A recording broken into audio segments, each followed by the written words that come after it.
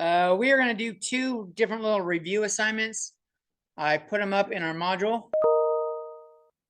The first one is going to be a review. We're going to make a craps game. So let's take a look at it. It says create a dice rolling game. Roll 2 dice and add the results. Code only one separate function that returns a random number of 1 to 6 with prototype. And it's got the name of the function to use. Use this function in the main to generate the output. Add commentary, like if they got 7 or 11, they win. If they crap out with a 2, 3, or a 12, they craps, you lose. This is a casino game. In case you didn't know, it's called craps. Code within the run again routine. Be sure to include only the lines of code you wish to repeat within the game loop, a simple do loop.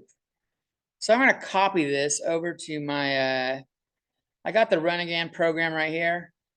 I'm going to come over here and do a comment block. Let's see, we do that. Yeah. That's not what I wanted. I guess it is. Put some enters in here.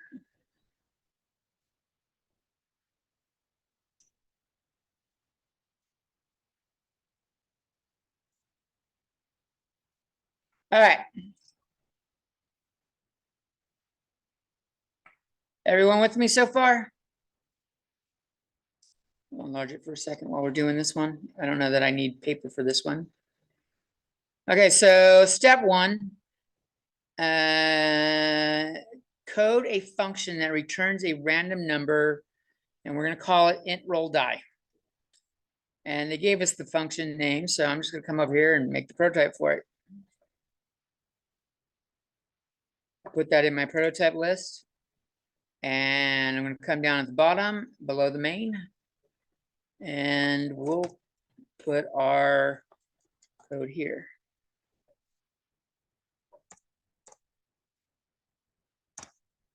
And so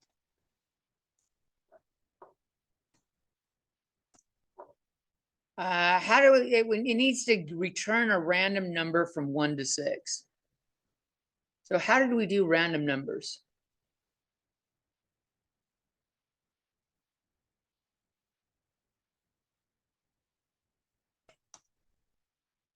Call it die. Anyone remember? We covered it last week.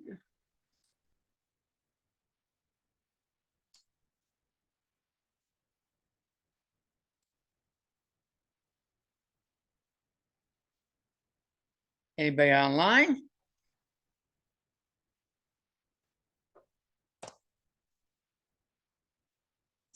Oh, next Friday is going to be a fucking bloodbath.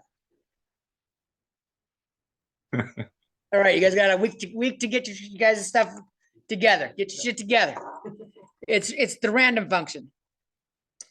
And we got to do modulo 6 because we want 1 to 6, but that'll give us 0 to 5. So what we're going to do is do 1 plus that. And if I don't seed this with a random number generator, we're not going to get good results. So I'm going to go up and include C time. That's not where I include C time. I include C time up here. And we're going to include the C standard library.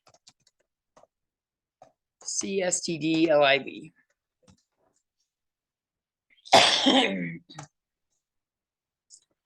And we only need to seed the random number generator once. So that'll be in here. Seeding is srand. And we put in time. And you can either do 0 or null. I like 0. But that seeds it once. And now I'll come back down to my function. And I want it to return this. So I could say return die.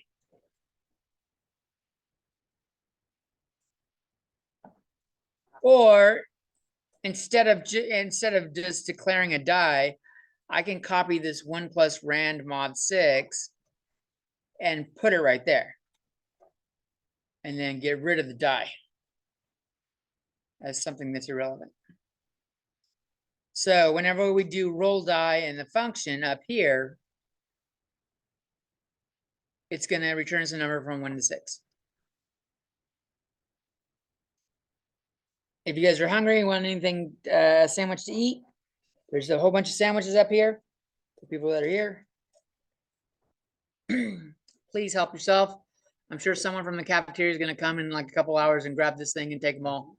So you can take one now, take some when you leave. I don't know. There's probably a good 30, 40 half sandwiches in here. All right. So that is a function that emulates rolling a die and gives us a result. So I'm going to go up above and go read what else we need to do. We coded up a separate function that returned a random number. I'm going to delete this as I do it. Use this function in the main to generate the output, and that's what the output looked like. So maybe I'll make 2 dice. I'll call it die 1 and die 2.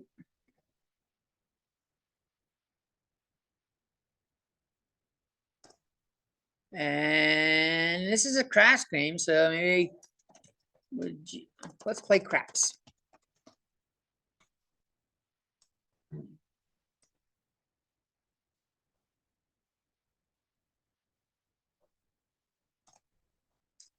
And in the do loop, which is where we're going to have it go, we're going to have die 1.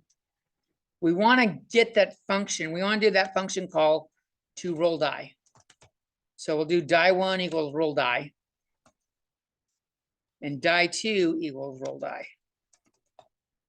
So we'll get 2 different dice rolls when we do this. They wanted us to say rolled 6 and 5. Well, rolled whatever they are. So rolled blank. Let's say die 1. Then we'll say and die 2.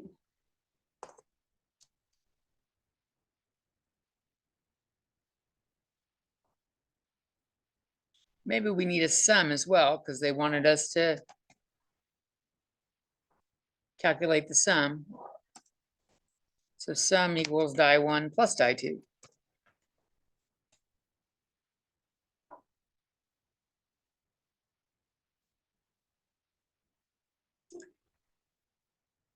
Oh, yeah, because the next line is C out total. This was part of the instructions. I'll do sum.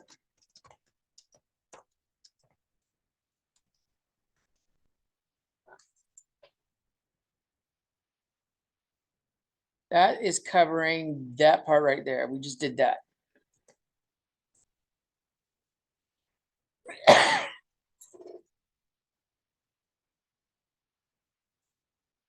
Any questions so far?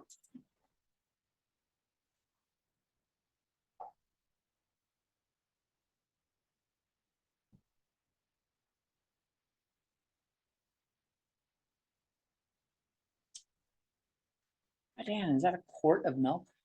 That's fucking boss right there. It's fucking kick ass.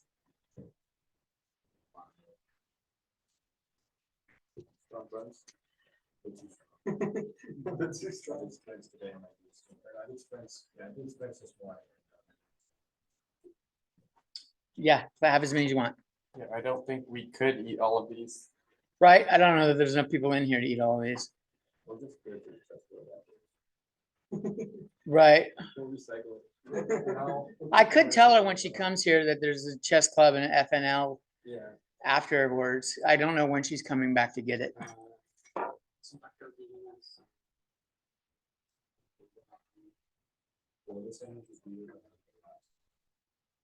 I don't know. But if you want one, when she gets here, if she comes before the end of class, I'll just pause lecture for a second so everybody can blitz the fucking sandwich tray. They get they, it's on brand because they're doing the sandwiches for front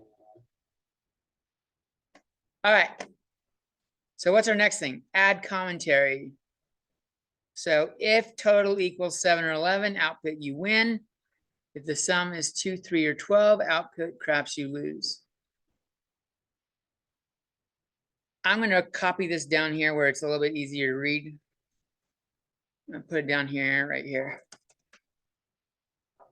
Oh, let's comment that out. So we need an if statement. If, and I didn't use total, I used sum. Can I do if sum equals 7 or 11 like that?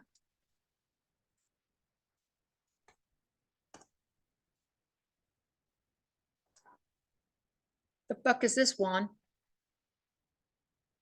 That's new. I haven't seen The fuck is this? that. That is very new. What is it? I have no idea. It's blue, which means it's recognized as something. Fuck it. Let's see if they've changed Visual Studios.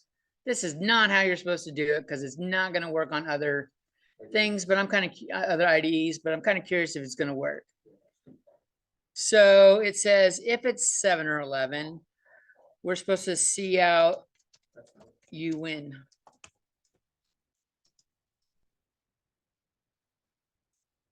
And then if the sum is 2, 3, or 12, I can do an else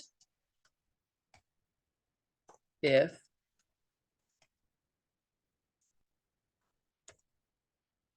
sum equals 2 or 3 or 12.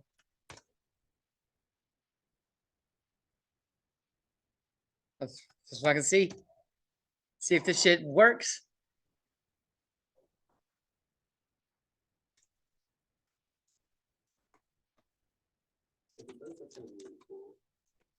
It's gonna make fucking lecturing this hard because this does not translate to other fucking things.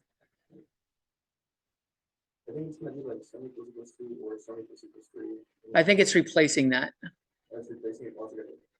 Yeah, like automatically. I think Visual Studios has it in there to do it.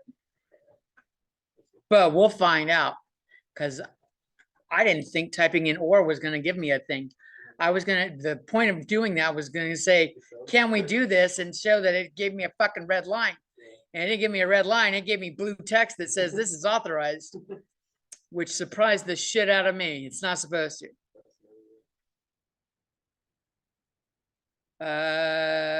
And then the run again thing is we need to prompt.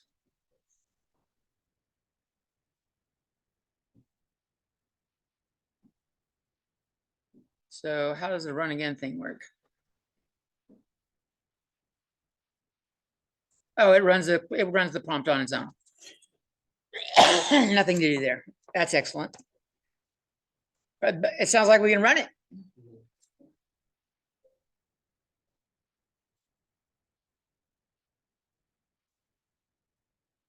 What is this bullshit?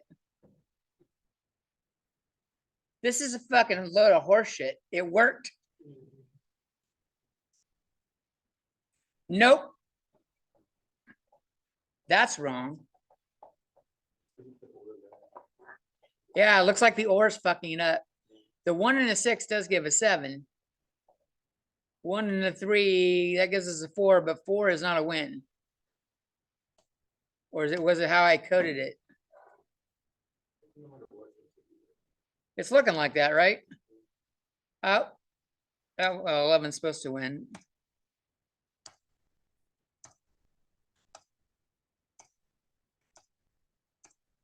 Will it do it correctly if I crap out? I'm trying to get a craps. Nope, we even run with craps. Okay, so or is not working like we thought. It's like, yeah. Oh, so 11 equals 11. So it always says check. It says, So check to the see. song may or may not be 7, but if 11 equals 11, it's like good job, you won. I think. No, what's happening is that it checks for the condition, if sum is equal to 7, then write this, or if 11, but 11, since it's not a 0, it's gonna be true no matter what, so it'll always be true. Right. It's prompting for a Boolean there. Well, Yeah, look, because I got my cursor over it, and it says expression. It does the double verticals. That's our or, and it says a non-zero constant is always a non-zero constant. So there's no way to get a 0 is what it's telling us. There's no way to get 0 because one of those is always true. So does that mean I can do, can I do, will that do it? Does or literally replace the vertical bars? Let's check. Now, this is not going to work on every fucking IDE. I'm just curious if Visual Studios is going to do it. maybe it's in the original C++. If you have to do it, I don't know that they updated that often. you know?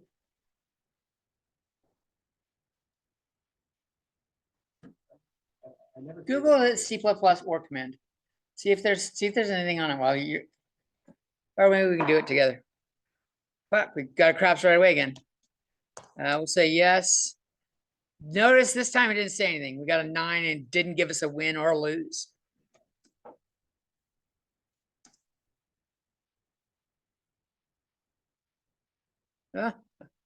Looks like we did it.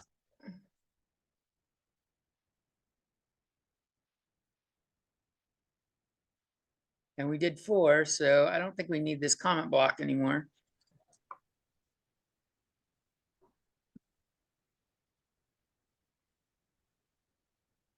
Now we could make this an actual game.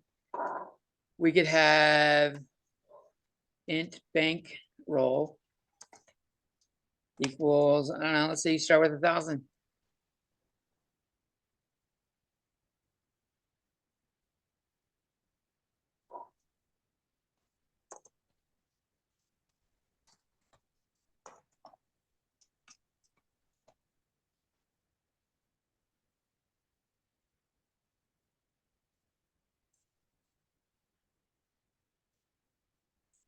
Let's tell them what their current bankroll is. Your current bankroll is bankroll.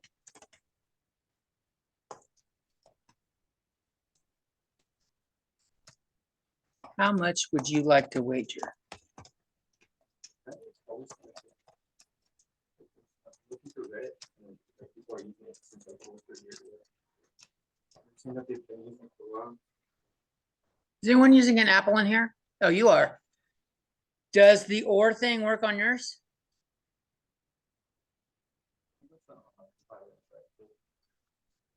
Yeah, like copy and paste this over to the W3 Schools one or something.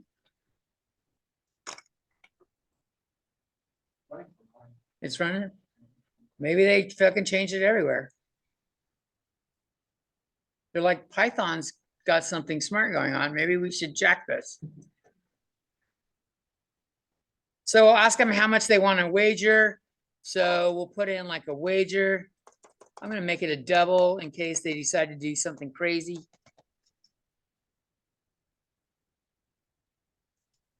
So that equals 0 to start with. We'll make bankroll a double as well.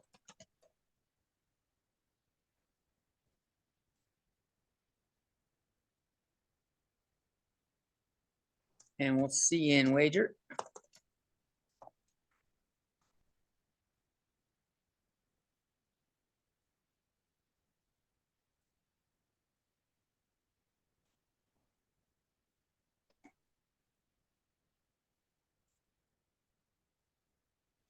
I think I'm going to take this, your current bankroll is put it before up here. And I think that's going to have one up there. And then we're going to put it after the outcome. So I'll put 1 again down there.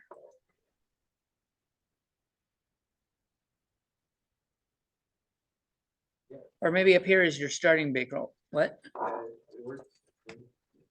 Huh? You know?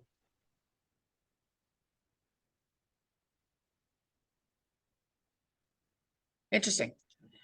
All right, so if they win, they should get that wager. They should earn that wager, right? So their bankroll should increase.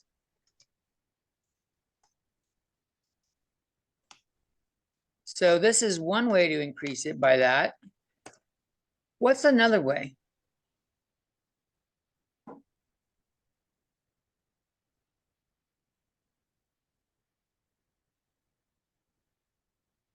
We know you know. Anybody remember the other shortcut notation?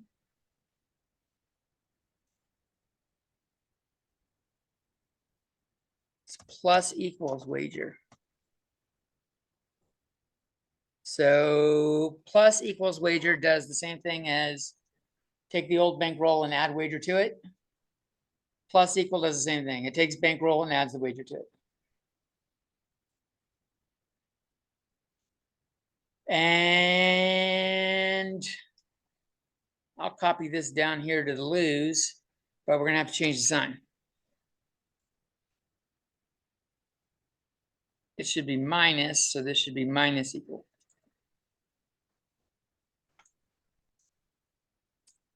And all of a sudden, by adding just a few lines of code, we've now made this a game. That's actually something fun rather than just saying roll the dice repeatedly and tell me if I'm a loser or a winner.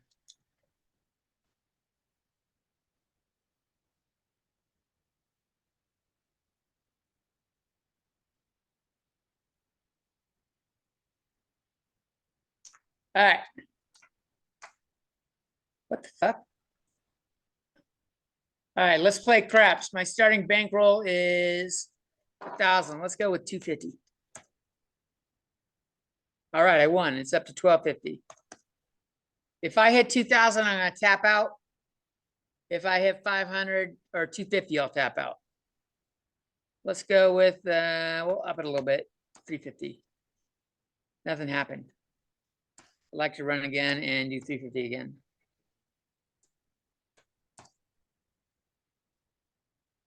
And keep doing it until something rude. I rolled. Does anyone know what 1 and 1 are called? Okay. Snake eyes.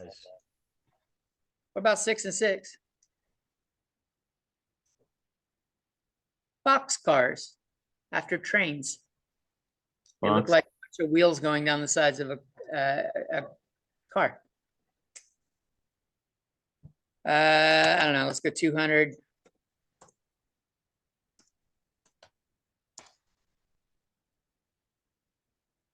I'm feeling like I don't like this run again thing. I think there's a better way to do this.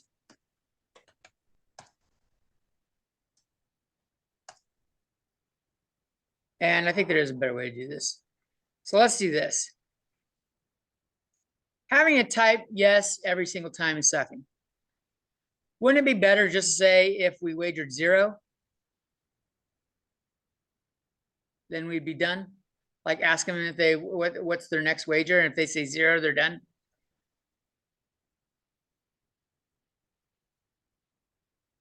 So we need to figure out how to edit this, because I've got wager in here. And maybe I'll have to move the wager outside to do the first run.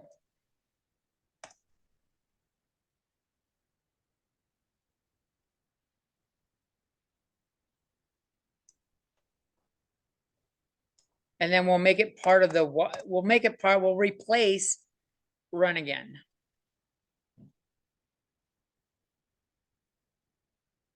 So what we're gonna do in run again, I'm gonna come in here and put that question with the wager again. And so I need to add in a wager again.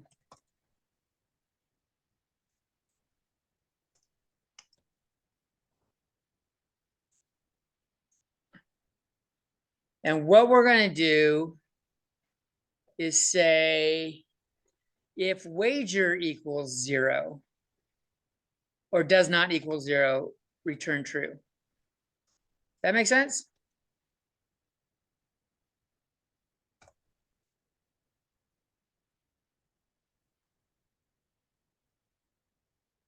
Or wouldn't just if wager, because wager is already a number. If I just say if wager, because if wager equals 0, that's just going to say it already. And so, no, if not wager.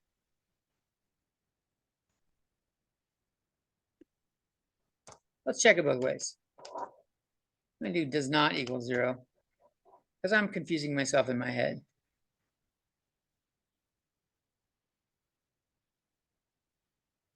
So now our wager thing is, instead of prompting them to say yes or no, it's asking them how much they would like to wager. Ooh, but maybe this needs to return a wager.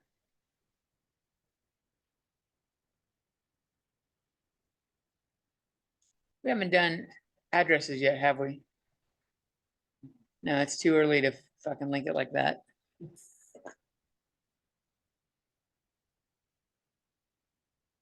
So maybe we're going to avoid this thing altogether. Not do it and run again here. We'll do it right here.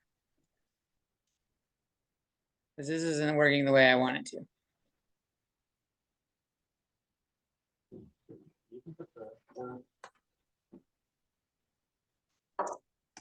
Because right now, if they enter the wager, it's not going to return the wager. It's returning a Boolean. And then they'll have to re-enter the wager again, and that's going to suck. And so now here, this is what we'll just do it. We'll just say while wager does not equal 0. Right, that'll work. And then we can tell run again to go die in a fire. I'm gonna get rid of it. I'll come back down and show the code real quick. So that's what we've done. We've edited. This is our run again sequence. Because entering yes sucked ass.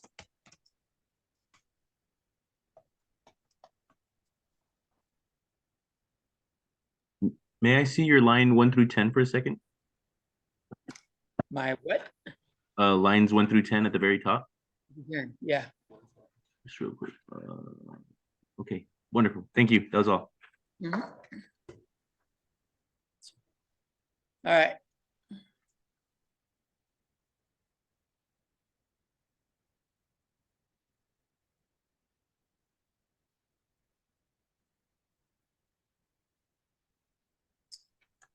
All right, let's make sure it worked.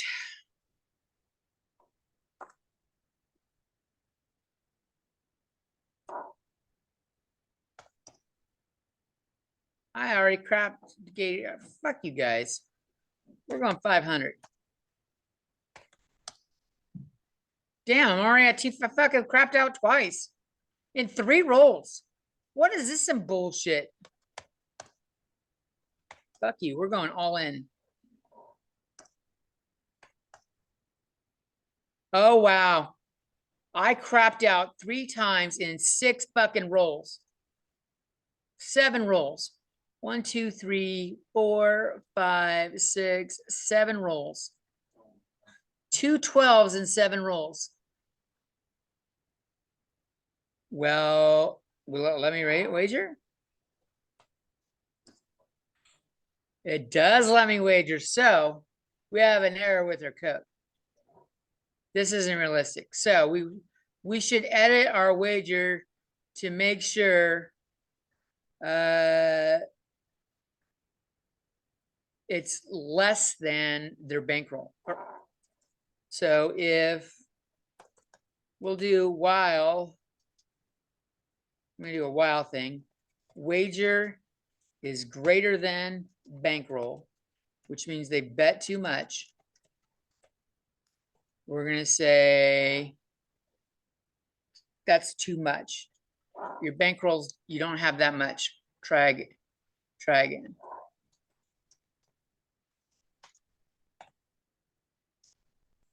may I ask how while is different from if or else? Yes, you may. No, Okay, I know that was the question. I'm just being a jerk. So the if thing checks it once. While will continue to check it until the criteria is not met. Thank you. Else, it does not work without if. It allows an alternate category kind of thing. Like if we're greater than a number, do this. If we're less than a number, do that. So the way we were using here, if sum is 7 or 11, we win. And so now we're testing two different criteria. And if the if one is true, they're not even going to bother checking this one, because the else only triggers if the if statement is false. Does that make sense? Else only triggers if the if question is false.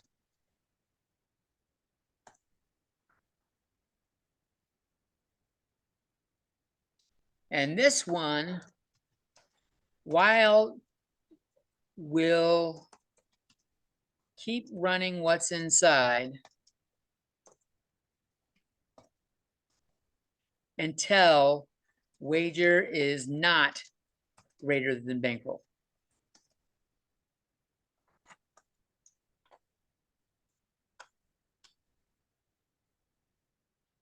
And I can test this right away. As soon as we start, after I run it once, it'll give me this sequence. Fuck, this should be in the starting sequence too. If they could do it straight off the gate, they could do it up here. So we're gonna paste it up there as well. The first time they bet.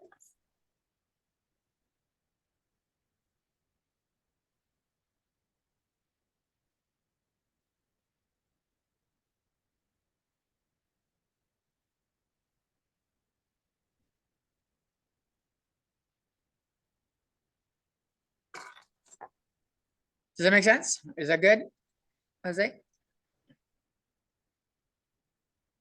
Yes, sir. Thank you. Okay. Let's hit run and see if this is working. All right, I'm straight out the gate. Gonna try to bet more than I got.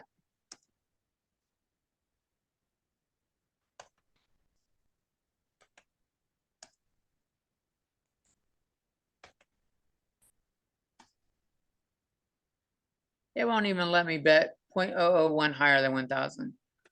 I should be able to cap out. Wow.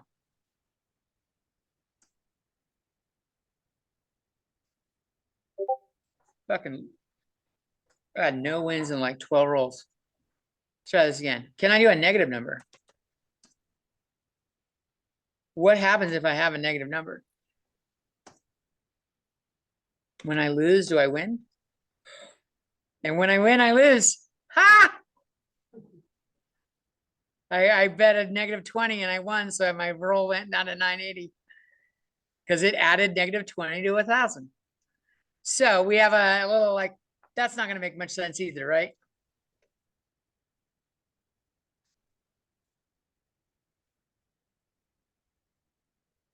So maybe we'll do if it's negative, make it positive. And I'm just going to copy this real quick and say while wager is less than 0.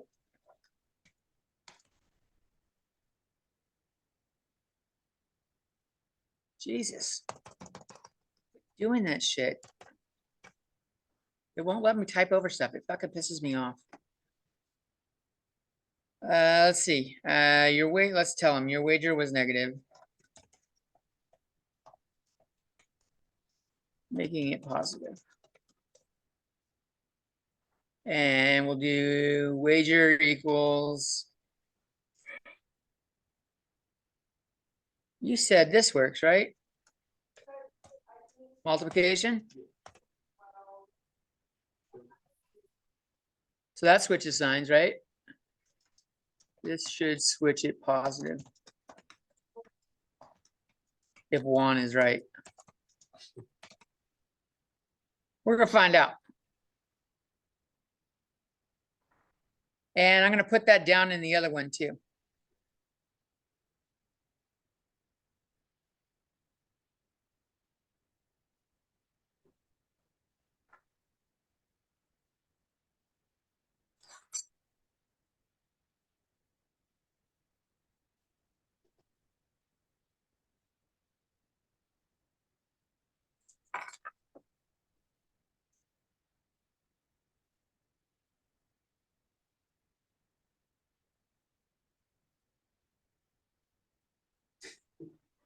Everyone ready?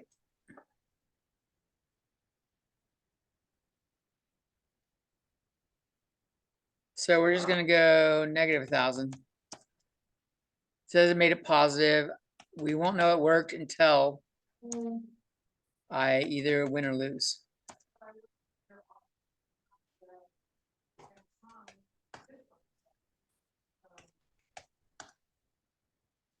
And it worked. It's made it positive and I lost and fuck, 7 is supposed to be the most common outcome and that's been like fucking 18 rolls and I didn't get a 7. All right, and now I'm out of money. Maybe we should give them the option to buy back in. So like if their bankroll hits 0,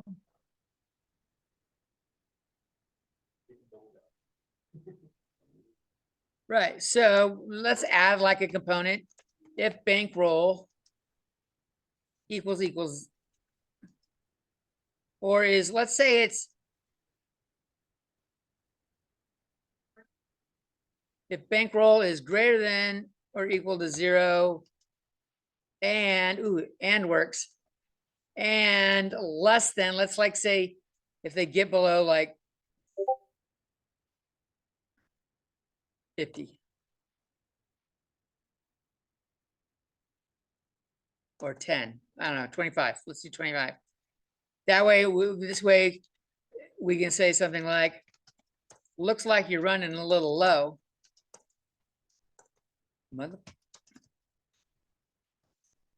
Your bankroll is running a little low.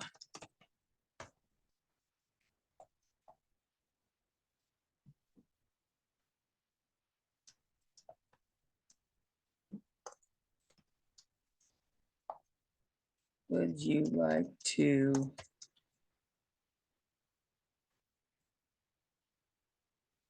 buy in with more chips?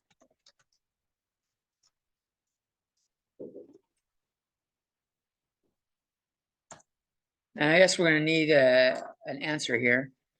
So we'll do a char up here. Say char user response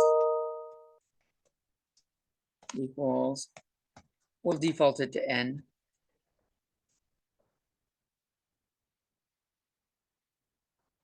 And we'll say cin user response. And see and ignore.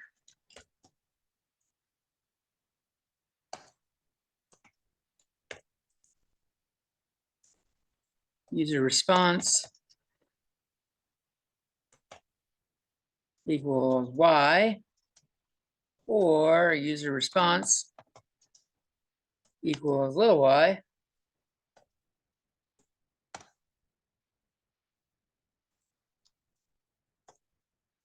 Please enter your buy-in amount.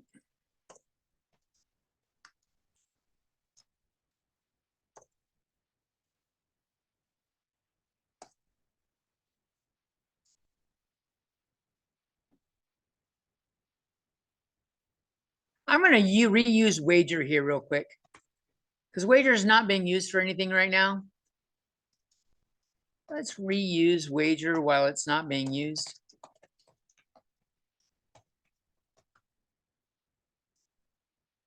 And then we'll do bankroll plus equals wager.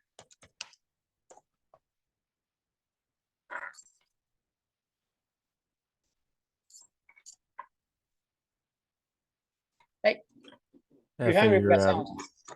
F of your bankroll plus equals wager is incorrect. It's not going to work. You're right. It's equals space plus wager. Yeah. Should be plus equals. I was typing too fast. So I'll make a little comment here. This loop allows them to re-up if their funds get low. Have fun. I'm sorry, one more time. What does the plus equal? So this is the same thing as bankroll equals bankroll plus wager. The plus equals is a shorthand notation for this. It just saves a little bit of typing. Cool, thank you. You can do it with the minus like we did up here. And you can do it with multiplication like we did with the -1. Where is that thing? Right here. Divide is supposed to work too. So this is where were we? This is what we just added.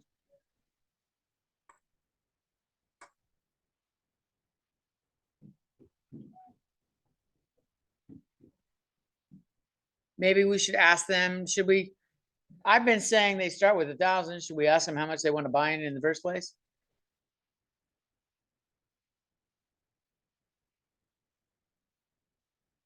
Seems like a righteous thing to do. So maybe let's come up here and say, let's put one here.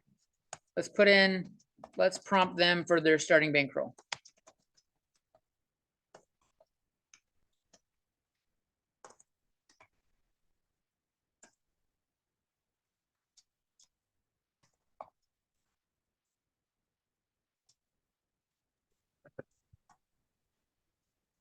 How many chips would you like to buy in with?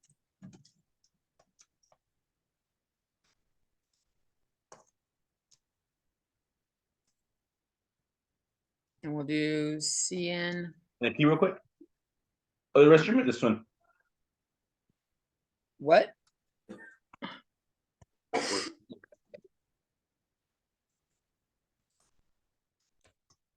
Sorry about that.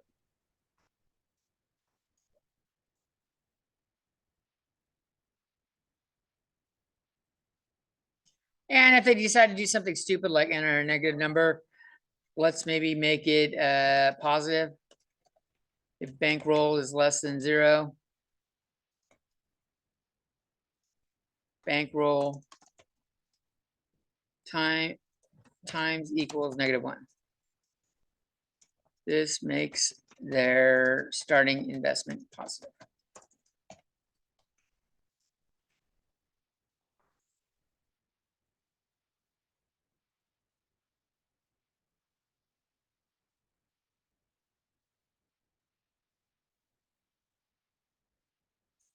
You know what? When they buy back in, they could say a negative number too. So maybe we should change that too. Maybe we should put that criteria in right here when in the buy-in loop.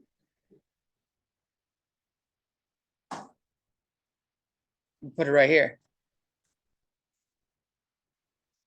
And we'll have to say if wager is less than 0, wager times equals -1.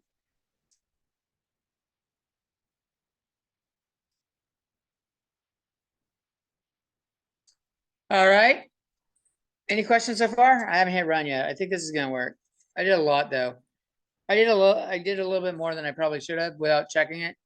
You should probably hit run more often and make sure that the shit you're doing is working correctly. Cause then it's like finding the fucking error when you've got 50 new lines of code is, let's call it fun.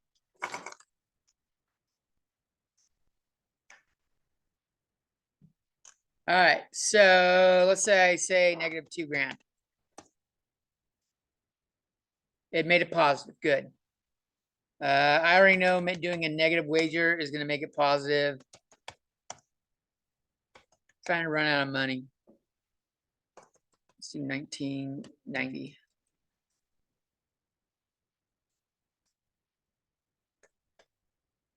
Can I fucking win? Is there any winning rolls in this game anymore?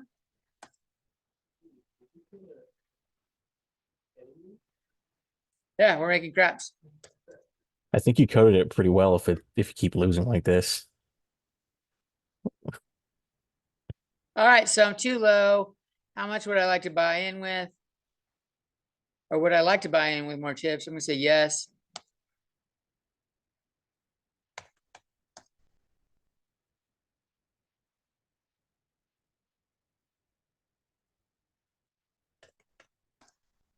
There we go. Look at this bullshit. It gave me. What up? I should have only won 4,999 and it should have put me at 9,999. It gave me more than I should. It gave me one more. You see that? When you put your buying amount, it was 5,000, it overripped the one in the current pick as well. Oh, I had 5,001.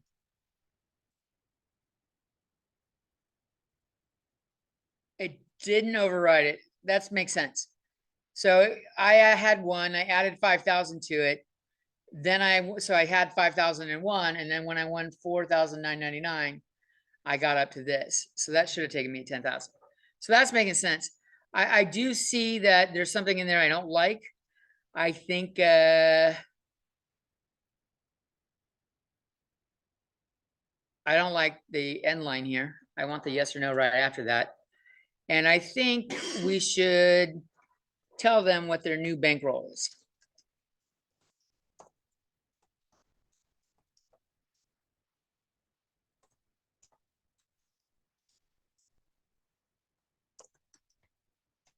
Because I got confused there. I'm like, why did I win 5,000 when I bet 4,999? Now here I said bankroll equals 0 to 25. But what if they only started with 20 bucks? They're like, I don't got a lot of money. I only want to pay 20 bucks. So maybe like doing 0 to 25 isn't maybe the best idea. Maybe we should do like an initial buy-in. I'm gonna come up here and say double, we'll call it buy-in, and then we'll do bankroll as that. And we'll do CN as buy-in here.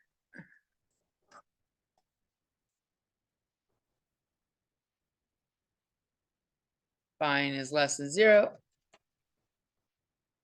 I guess I should have just left it as is and made, because what I was going to do after this was say bankroll equals buy-in. I could have done that already.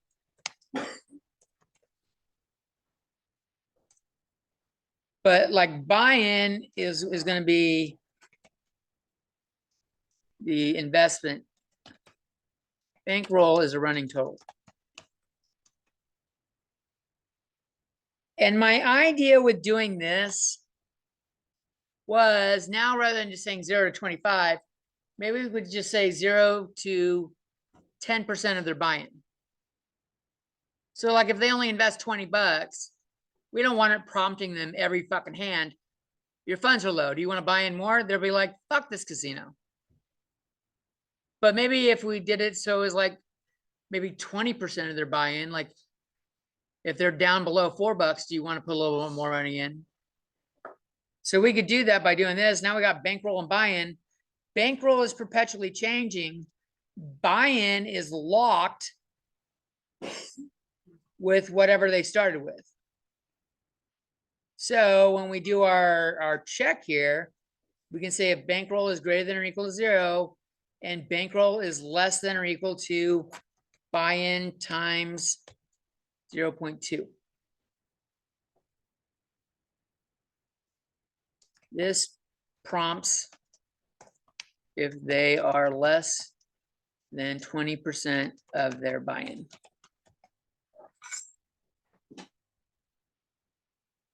And if they do that, they've got a new buy-in. They might have been, I like this game. I'm going up to 100.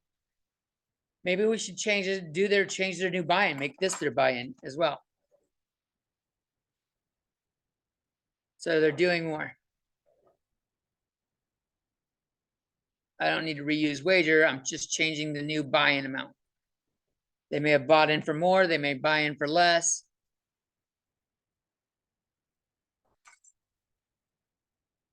Does that make sense? So like, let's say they only invest 100. 20% of that is 20. So they have like 0 to 20. And as soon as they get to within 0 to 20, they're like, do you want to buy more?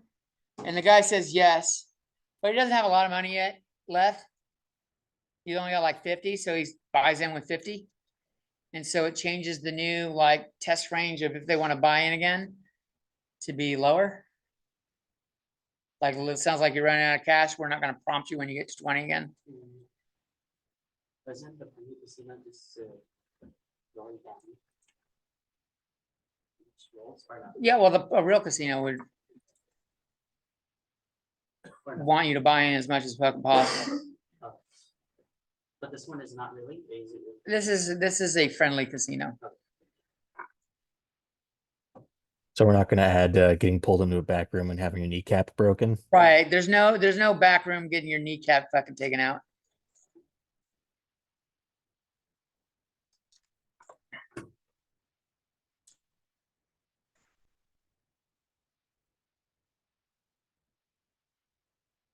If I'm going too fast, you guys gotta let me know.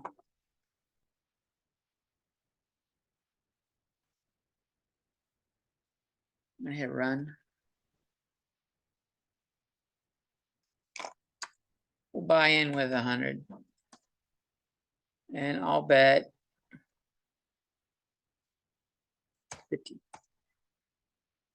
50. I'll bet 40. Oh, I won. Good. I'll bet 80. Trying to get to that lose condition again. And I know it's going to give me a lose condition. There we go. So I bought in with 100. My test range was 0 to 20. This time I'm only going to buy in with 20.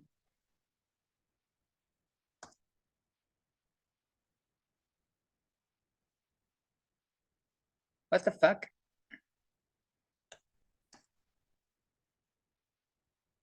I think I screwed up by saying a number rather than would you like to buy in with more chips? Right here, I said 20 rather than yes.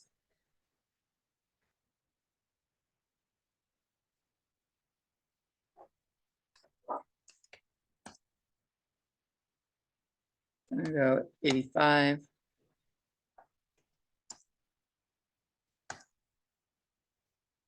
And now this time I'm only gonna buy in with 20.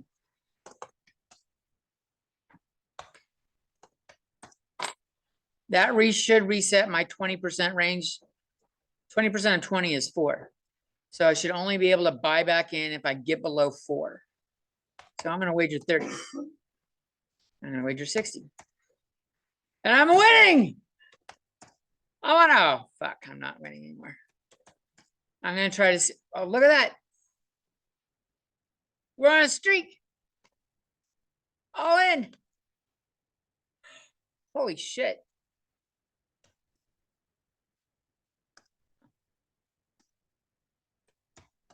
We're trying to get to fucking 5 and show that 5 doesn't trigger it. Whereas 15 triggered it a second ago. I want to make sure that worked. Lose, damn it.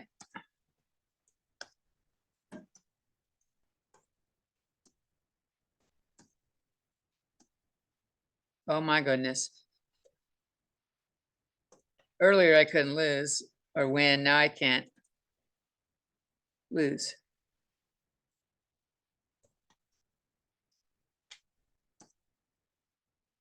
Oops.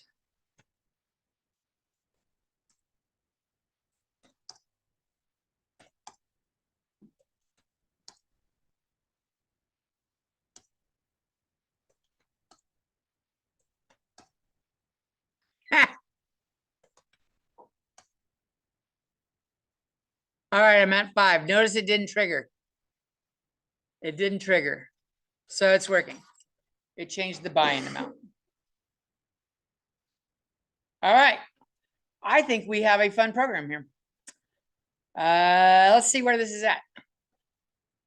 I'm going to click on Solution Explorer, and I'm going to right click on Solution and say, Open folder in File Explorer.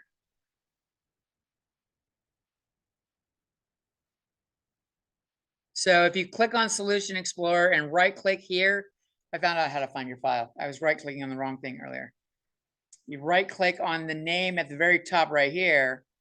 We can tell it that we want to open folder and file. And that's what I had here. And I'm looking for the executable. I think the executable's in, where is it?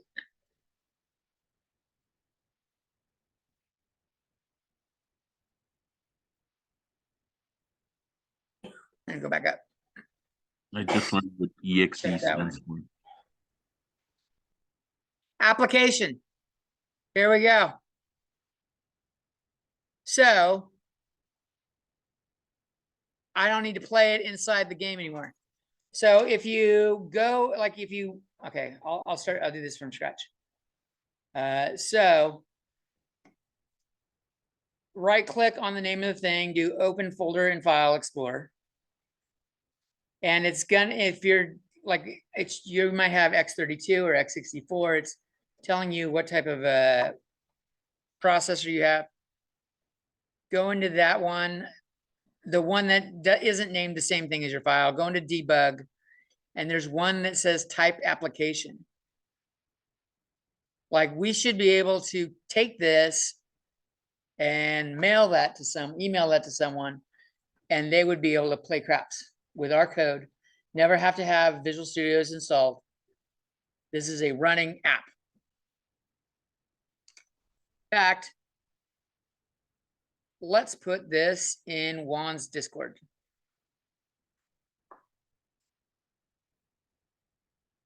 So I'm gonna,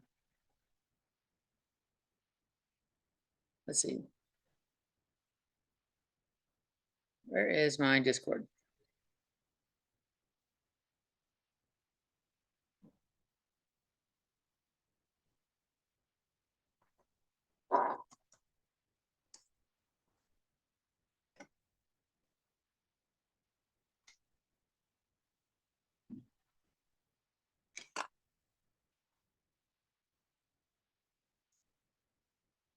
Upload a file. Oh, hell.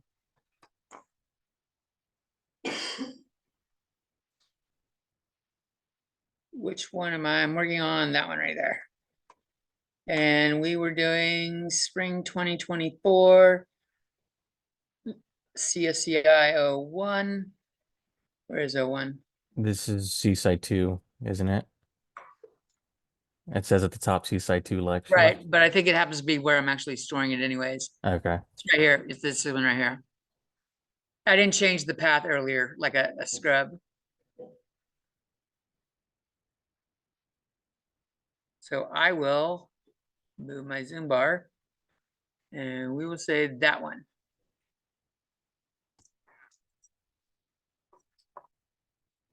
Testing, uploading an app. C++. All right, so that's how if you got one you like and you want to send it to someone to use, like if you play D&D and you make a fucking character generator, like roll the dice. If you had like 3d6, or if you do 4d6, drop lowest, whatever you do. If you do a point buy, if you make an app and you want to share with someone, that's how you go about doing it. All right, back over here to this. Was there any questions on this one? Everything we did in this.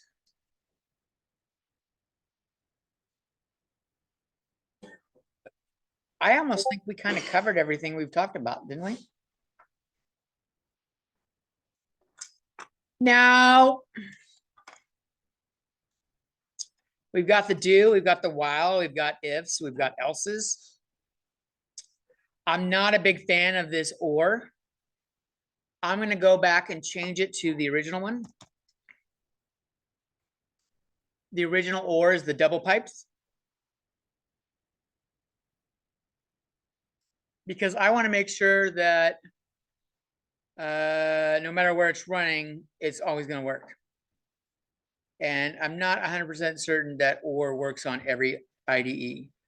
So everywhere it says or, I'm going to change it to the double pipes. And there's one in here with an and. The and is the double and sign. Double ampersand. I'm going to change and to double ampersand. Because those are the universally correct ones.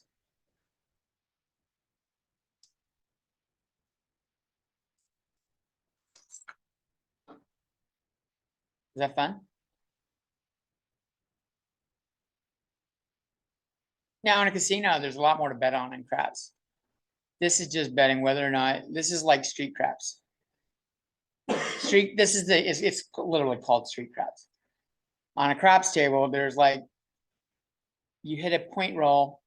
The first roll, the board is clear. Whatever you roll, that's called like the point roll. Like if you roll an 8, that becomes point. And now someone wins if you roll an 8 again. If they bet on, I think it's come again or come. If you bet on the come, you're betting that an 8 will hit before you crap out. You can also bet on 7 or 11 as an auto win. There's a lot of fucking things. Casinos have a lot of ways to bet on shit. We're just doing street craps. Yeah. In real life, probably under $200 in my life. No, I'm not like talking about it, I would have thought about it. No, I like casino stuff, but I'd rather be on the side of the house. I like when I play stuff, I try to play games that are not the house always wins. Like poker. Poker's against other players. The house always gets their cut, but yeah.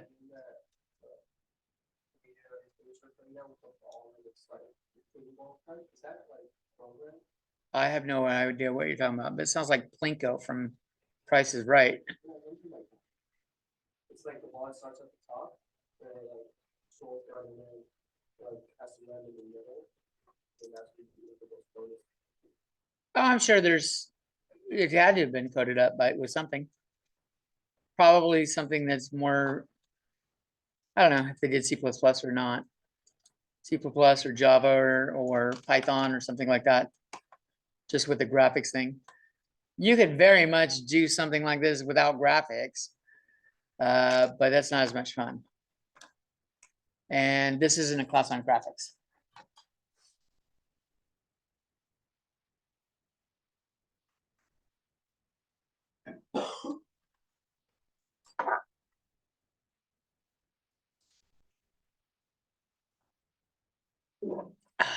Yeah. All right, you guys want to do a different review? How you doing over here? You're still typing. We could go on to the next one. Are you sure? Yes, it's all on Zoom on the video, right? Yeah, and I'm gonna put this in the announcements. Yeah, I'll do that. In fact, let's go put this in the announcements right now.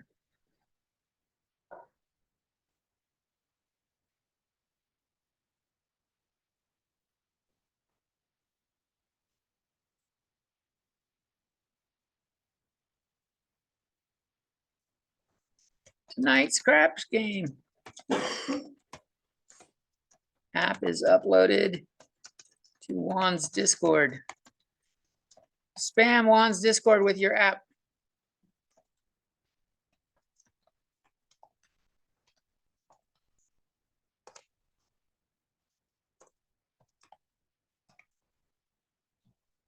So I'll do a paste is plain text.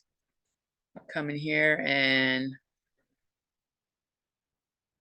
make it do that. Pre-formatted makes it look like the code block. I kind of like that. I like the code block look. Okay, so the other one we could do is a little different. It's the next one. So we're gonna do an infinite series. We're gonna calculate the value of pi. So maybe let's make a new program here. Create a new project.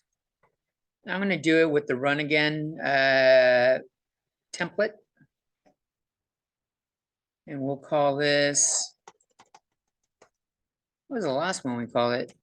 CSCI 01, spring 2024, exam 1 review. We'll go with part B.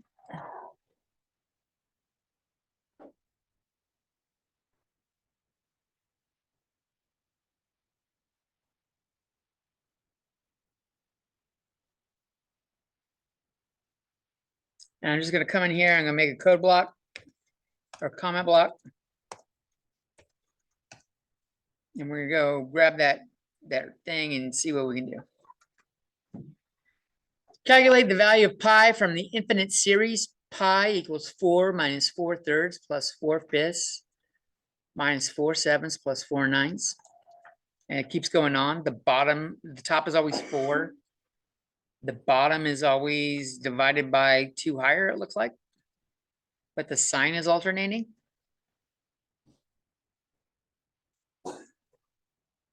It should be done as a regular function, which takes in as an integer parameter the number of terms to do and returns the result.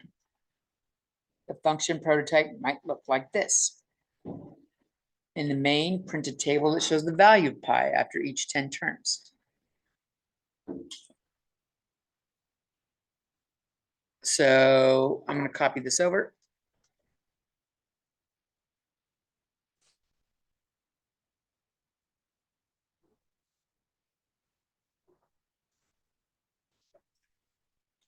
And we got a lot going on here, so I think let's talk about this.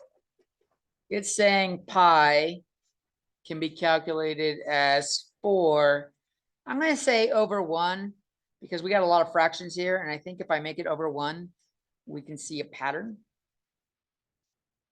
And if we can find a pattern, we can code this up easier. You do a lot of finding of patterns in Calc 2. So the next one should be plus 4/13 minus 4/15, and I'm off screen. And this is, if we use n, that's n equals 1. This is n equals 2. This is n equals 3. This is n equals 4. N equals 5.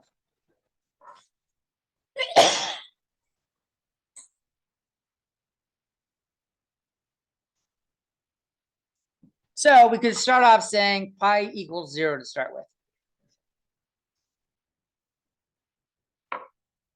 And then if n equals 1, we have pi equals pi plus 4 over 1. Then when n equals 2, pi equals pi plus, no, not plus, minus 4 over 3. And we don't want to do an if statement because we don't know how high they're going to want to go. But can we find a pattern in terms of n for the bottom?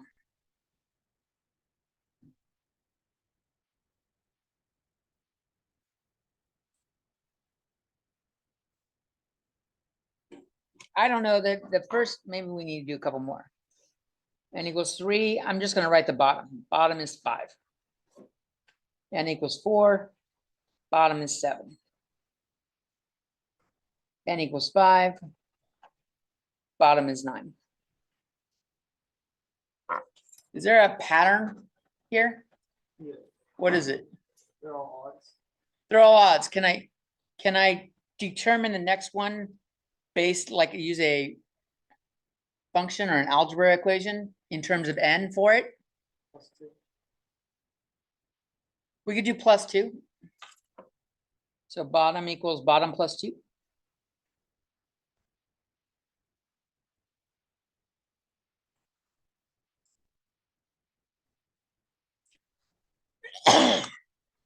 Um, but if I do it in terms of bottom, then I gotta, when I'm adding it up each time, I gotta identify the bottom, make the bottom go up, then do this. Can I do this in terms of n?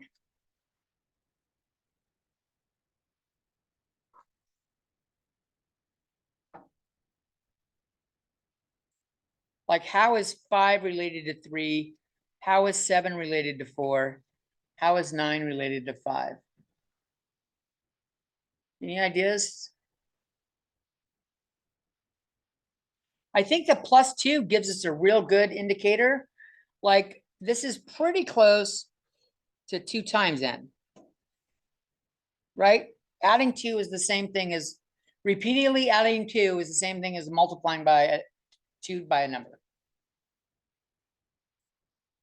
So, like, will 2n work? 2n here would give me 2, 4, 6, 8, 10, which is not what we want. I'm off screen. Let's change that. 2n would give me 2, 4, 6, 8, 10, when we should have 1, 3, 5, 7, 9. Yeah. 2n. 2n minus 1. Will that work? Change colors. 2n minus 1. If I take 1 and put it in, 2 times 1 is 2, minus 1 is 1. If I take 2 and put it in, 2 times 2 is 4, minus 1 is 3. All of these should go down by 1. And those match the denominators over here.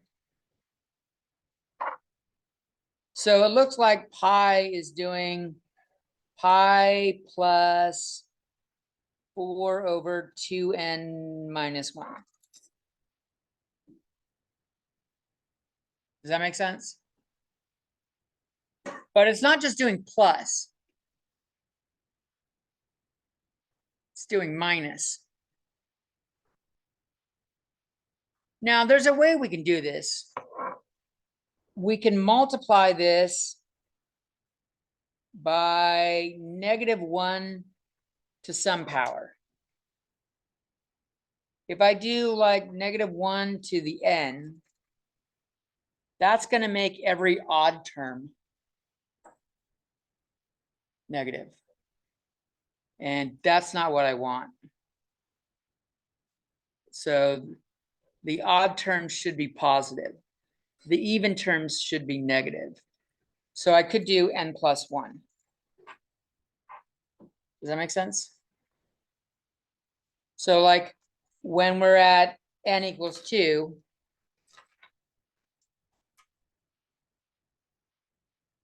we have 4 over 2 times 2 minus 1 times -1 to the 2 plus 1.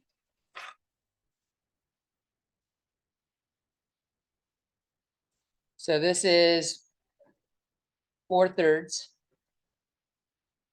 And -1 to the 3rd power is just -1. So we get -4/3. And that's what I see right here. Are you guys with me? Does it make sense? Some algebra manipulation. It's finding sequences, and it's called sequences and series.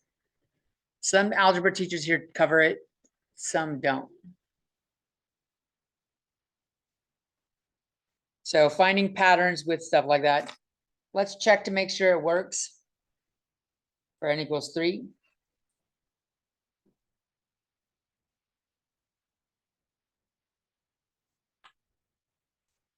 I get 4 over 5. And -1 to the 4th power is an even number. So the negative goes away. This is just 4/5 or positive 4/5.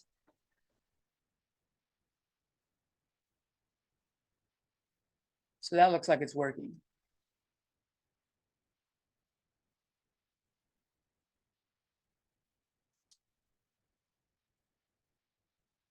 So if you want to find out a little bit more about topics like this, because it shows up in computer science, a sequence is just the numbers. 4/1, 4/3, 4/5, 4/7, 4/9. When it's called a series, there is addition or subtraction in there.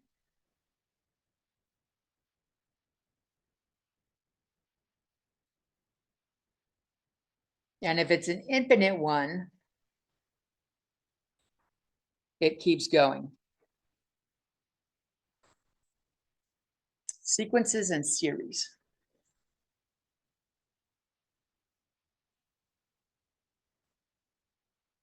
Is everyone in Calc 1 or higher in here? Tough one on that. Yeah, you can. I know you can take this course concurrently with Calc 1. You'll cover sequences and series in Calc 2 a lot. There's a lot. There's like a whole chapter on it. It's brutal. It's like 10 different ways you have to check it. it's just crush your hope, fucking like your faith, your belief that mathematics is pure and good. Sequence that chapter is it's called convergence and divergence, and it will crush your soul. Look forward to it. It's good stuff. All right, so this is what this looks like this will work. So let's come over here and look at this. It says we want to use double calculate pi. This is what we want to do. So make that our function here. Integer ha. And I will copy this down below and make a or the thing down below.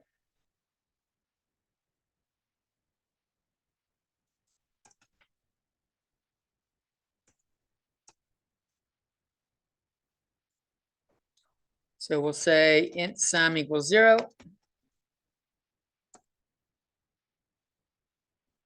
And we want this to go through all the terms. So we're going to have to make a loop. Real quick, I wanted to ask if you could write a little note in the green right there as far as what calculate PI and run again means. Sorry about that. Calculate PI is going to be program that calculates pi using that crazy formula. Right. Oh, yeah. And like, that's not a bad idea. I'll go grab the formula right here and put it down there.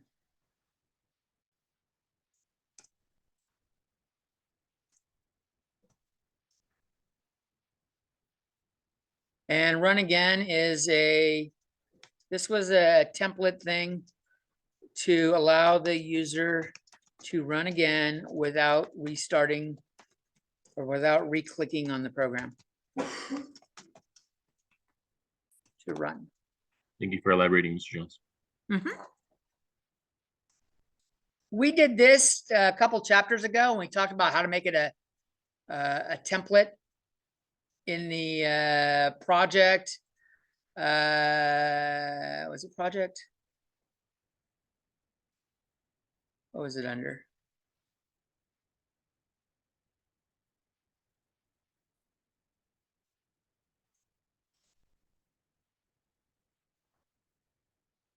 Export template under project.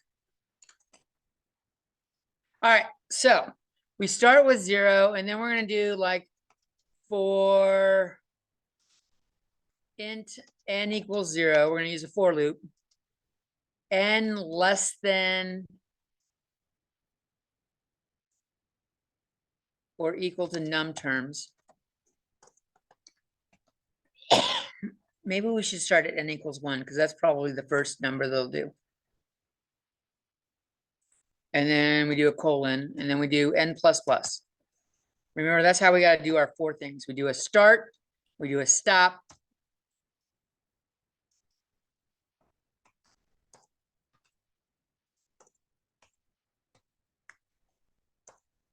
That's how it's set up. And we're going to say sum equals sum plus, we want to do 4 times, I'm going to do the -1 thing here. Maybe we should include C math real quick, so that we can do power -1 n.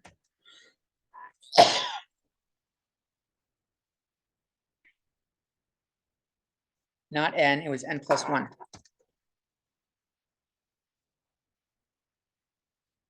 I got my code right here.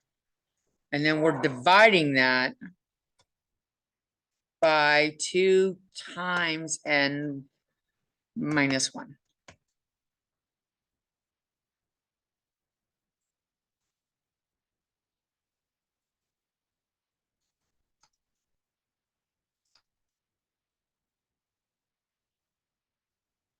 So that's the 4 that's always on top. And then we got our thing that alternates the sign. And then we're dividing by the 2 times n minus 1. Noting that, make sure you do that asterisk for multiplication. Doing 2n minus 1 isn't going to work. It better not work. I thought or wasn't going to work either, so let's check. No, it doesn't like it. Okay, good.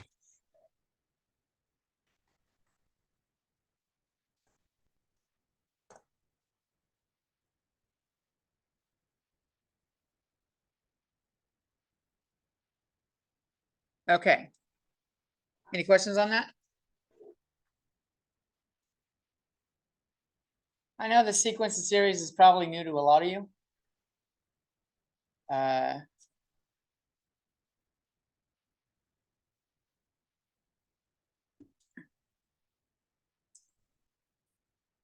Something to look up. I would recommend, when you have free time, I would look it up. It's not that long of a thing. In fact, I have videos on sequences of series in older algebra classes. I'll post some if you're curious, you want to skim like the videos on it. Note to self. Post some videos on sequences and series. All right, so we got to calculate pi program. This does what it's saying to do. It's not done yet. We have to return the sum.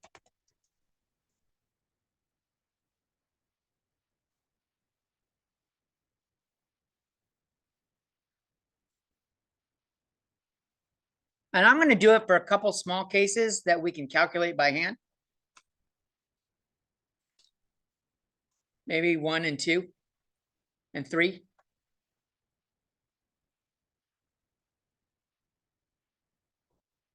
So, well, in fact, I'll look at it right now.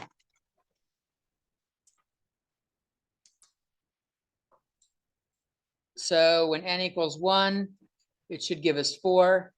When n equals 2, we're subtracting 1 and 1/3. It should give us negative 0.33333. On n equals 3, it's adding 4/5, which is 0.8, which should make this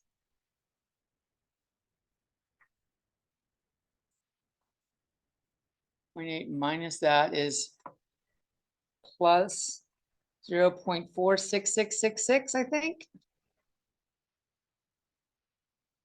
Oh, wait. Hold on. 4 minus 4, 1 and 1/3. This is 2.33. No, it isn't. I'm fucking crazy. 4 minus 1 and 1/3 would be 2 and 2/3. So 2.6666. There we go. N equals 3. We're adding 0.8.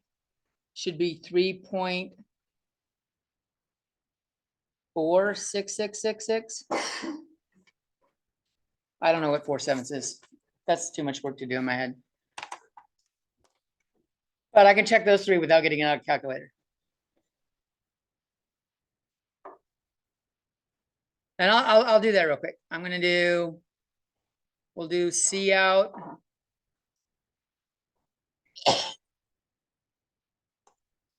Pi with 1 digit or pi with 1 term. And I'll do the calculate pi 1. And this is just for, is it called calculate pi? It is called calculate pi. I'm missing the carets. And I will copy paste this and change this to 2 and 3 as well.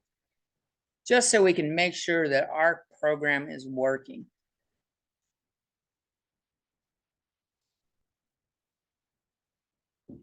Always good when you got some complex fucking formula and you've got ends in there. Like I got a for loop. Did I start it and stop it at the right spot?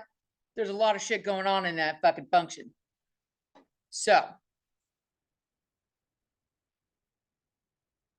this will allow us to test it real quick, make sure our function thing is working.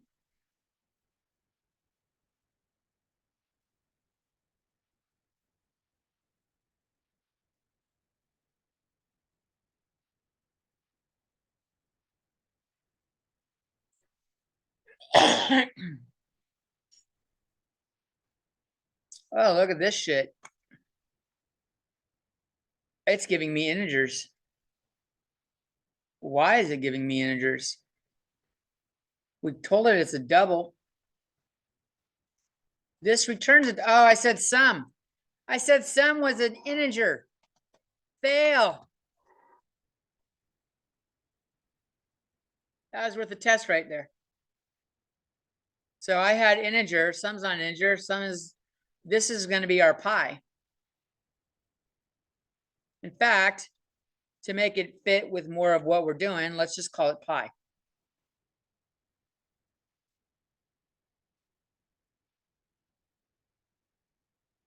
That matches what I've got on paper a little bit better.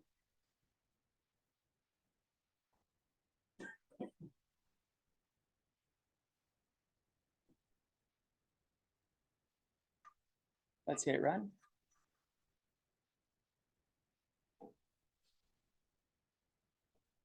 So I've got my 2.666 and my 3.466.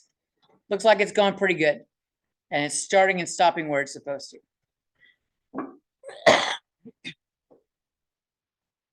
All right, let's come up here and take a look at what else we were supposed to do. So we did this. We need to print out the table. In the main, print a table that shows the value of pi after each 10 terms of this series.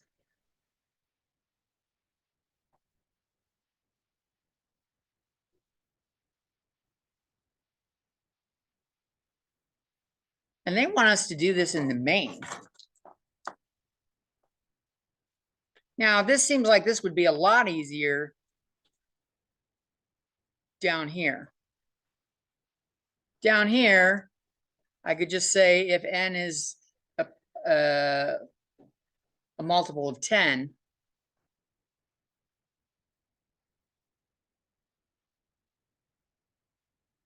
which makes more sense. But that's not what it says. It says in the main, we're going to prompt the user for how many terms they want. So let's comment this out and say what this program does. So this program calculates pi using an infinite series.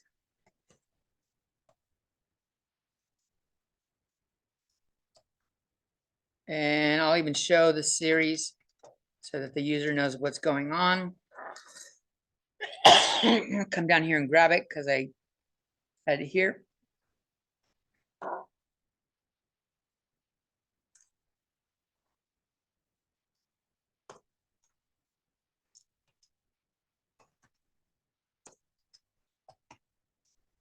How many terms would you like to use?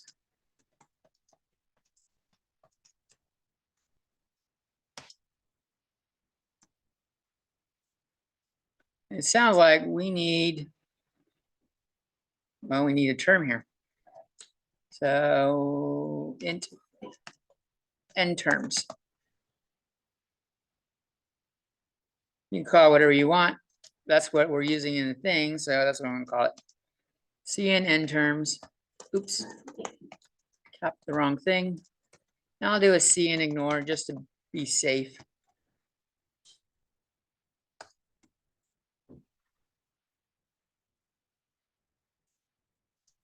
And we'll do C out. Pi calculated with, we'll feed back their information so they know that we're using what they said. And terms is, do a little drum roll. And we'll do calculate pi to n terms.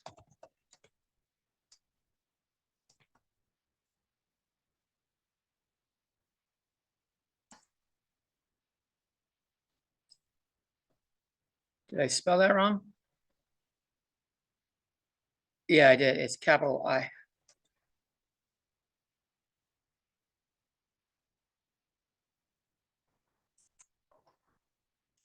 Then I'm going to do the table thing it asked about.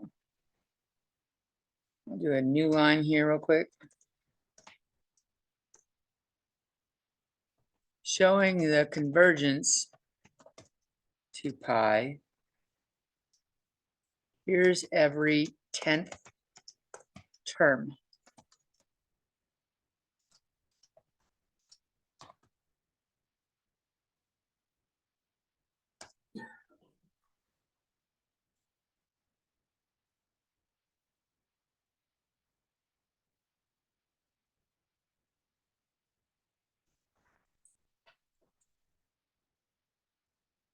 And maybe we'll only do this if terms is larger than 10. So if n terms is greater than or equal to 10,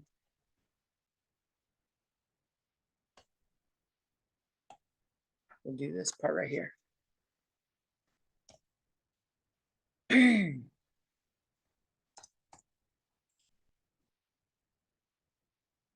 So we wanted to go through a loop so that it prints every 10th term.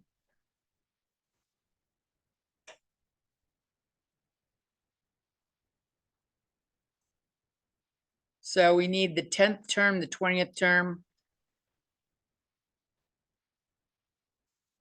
So one way to do it is we could say for n equals 0 or n equals 0, n less than or equal to terms, n terms. And maybe I'll start at 1 because it doesn't make sense to have a 0 case here. N plus plus. We could say if n, to check to see if it's a multiple of 10, we can use that remainder function, the modulo. If n mod 10 equals 0.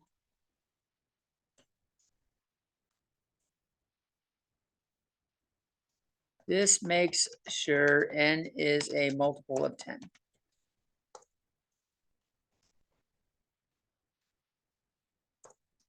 We'll do a little table thing. We'll say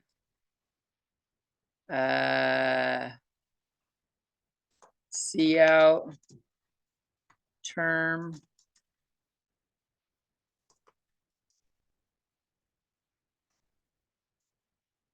tenth, 20th, 30th, 40th, 50th, they all end with th.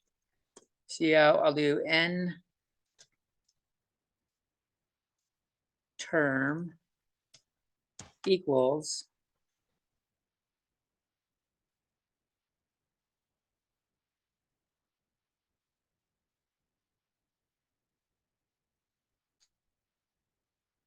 and I'm gonna put a little tab here. So it looks good. Well, we'll come back to that. And we're gonna have to redo the pi to that n, whatever n it's at.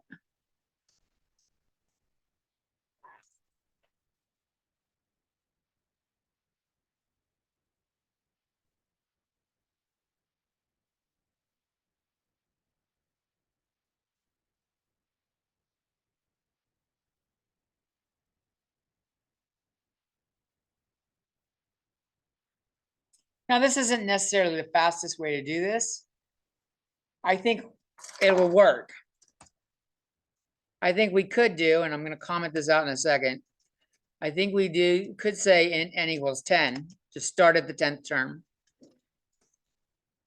N less than or equal to n terms.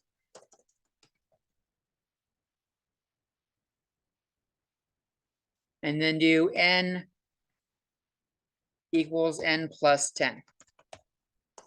That way it keeps going up by multiples of 10. And then we don't need the modulo thing. I don't need that last thing there either. We could just do the C out this. That's actually a lot shorter.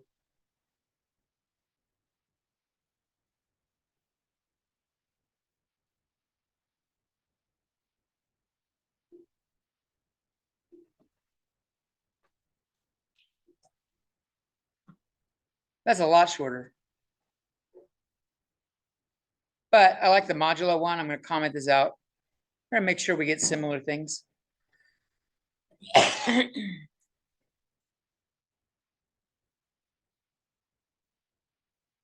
Holy fuck! Did you finish that whole thing? Yeah. Bravo, sir. That's a fuck ton of milk.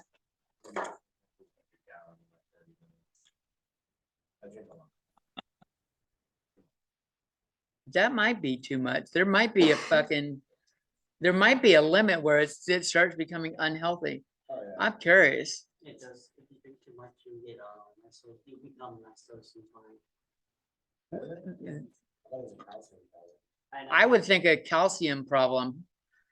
I could see your body going, nope, fuck this. You're giving us too much lactose. I'm fucking tired of this. I could see that, but I don't know if it's My true. friend, yeah, he had the lower symptoms, but he drank a lot of milk. When he was young, he had the lower percent of it, but it wasn't affecting him. He drank a lot of milk later days. Well, that might have happened whether you drink milk or not, though. Yeah, I know. This is what he told me. I don't know if I could. Right. Well, it may have been true for him, but it also may have happened whether he drank milk or not. You just don't know. I don't know. I'm just guessing. The calcium thing makes sense because milk's got calcium in it. You get enough, but you could get like calcium buildup. Maybe fucking kidney stones and shit like that. Oh, fuck that. Yeah, you might look into that if you drink that much milk. And you still drink that much fucking milk. You're too fucking young to have a caffeine. That was because of caffeine. That's tell yourself that. No, it was, bro. Trust. Trust. I went to the doctor. They took that, but. Did you tell him you also drink a fucking gallon of milk? Okay, that was a year after. Okay. Yeah, you weren't drinking milk that much then? No, not back then. Okay. It took a sample and everything. It was because of caffeine and dehydration. Fuck, I like caffeine, and sometimes like I'm feeling a little fucked parched right now. The water would be fine. I definitely don't want a fucking kidney stone. Stones are not meant to come out of that fucking hole. Let's do like 100. 3.13, that's some bullshit.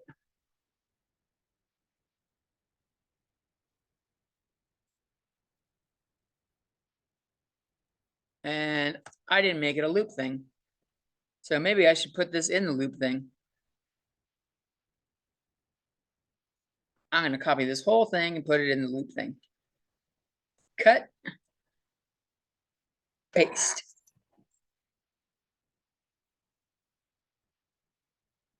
All right. So let's do it again. I'll do like, I don't know, 500 terms. Oh, look at that. It's getting close. Still not 3.14. Do we have any 3.14s?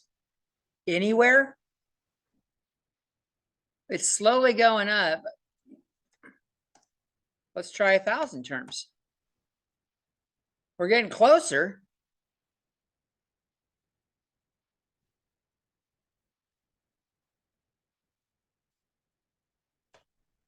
I want to make sure the other loop works well too. So 3.04184. I'm just writing them down so we can change the code to that other for loop and check it. So let's go to here and comment out that one and uncomment this one. And I'll do it for 30 now.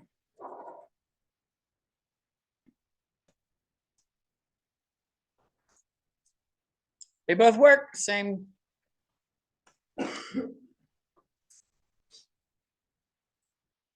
So how many do we gotta do to get it to fucking converge? 1,500? It should be 3.14159. 2,500? God, it's going up fucking slow now. You see how slow it's going up?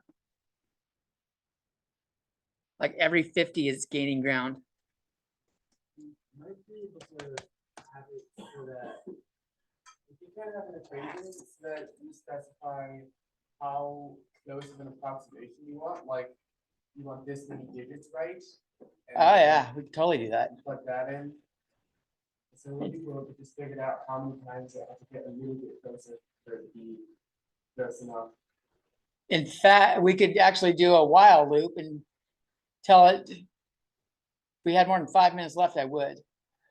We could say while the distance between pi and our calculation is greater, like the absolute value is greater than like 0.0001 or however accurate we want to be, keep running and increment a counter so that it could tell us how many times it went. That's kind of fun. That whole like how close you want to be when you get to calc 2, that is called like finding the radius of convergence. And if the radius, like how far away, a very small radius would be 0.00001. You want it within that amount. You'll learn about that in calc 2. Estimations where it's just like, all right, do this thing 5 times, and how sure can you be that that's close enough? 4,000 wasn't enough. Look at this shit. 10,000. And now every 10th term is starting to suck. And we're still not there. Look at that. And it's been 3.14149 for a fucking while. A long while.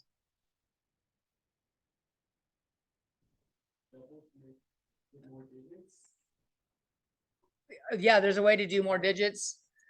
I haven't shown you guys that yet. We'll do that when we start the next chapter after the test. And if I don't, remind me.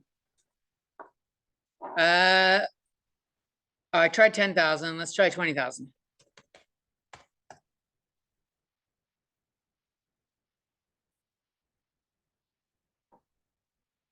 We can see it's by doing every 10th term, it kind of sucks, but we can see it slowly converging. Slowly. I could have just said yes. Let's try 40,000. 30,000.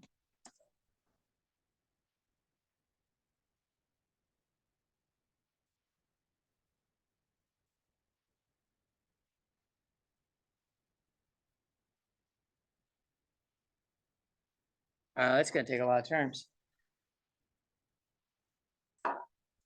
Just jump up to 50K then. If that doesn't work, then what will? Yeah, I think it's going to hit there around, I don't know, 40.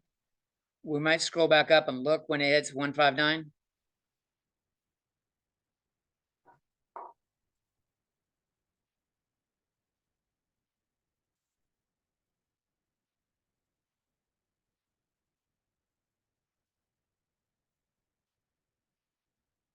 Maybe not. Look at this dizzy motherfucker. Still off. Still not within 0.000001. I did 100,000. You're still didn't get me there. You know what? We're doing this as multiples of 100 now.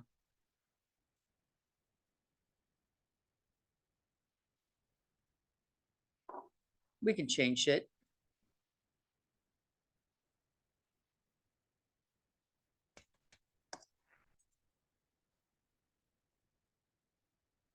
Ah! Okay, motherfucker. You want to fight?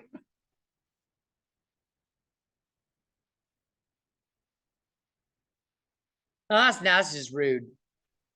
Right? Even 100,000 terms. Not even that right to 5 decimal places. Although it's just, I think it's just chopping. I don't think it's rounding. So I think if we rounded, it'd be there. It's 5 o'clock. Let's call this a wrap. I'm gonna change this back to the 10. And I will paste this in the thing as well. We have an exam next Friday. Be here or be square. Is the exam going to be in class? Well, for the students that are enrolled in person. Okay.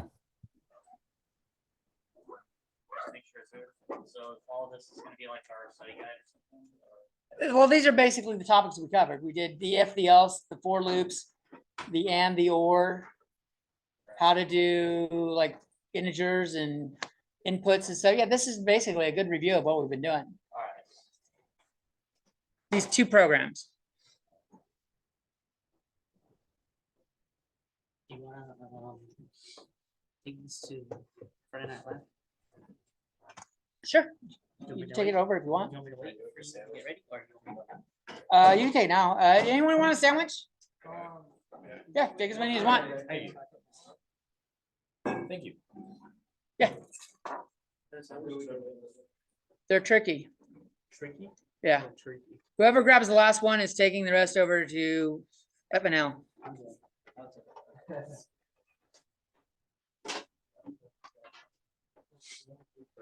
Yeah. On presentation for other computer, so, you know how I can get like to download the app to now code on the Mac? I don't know if Visual Studios works on Mac.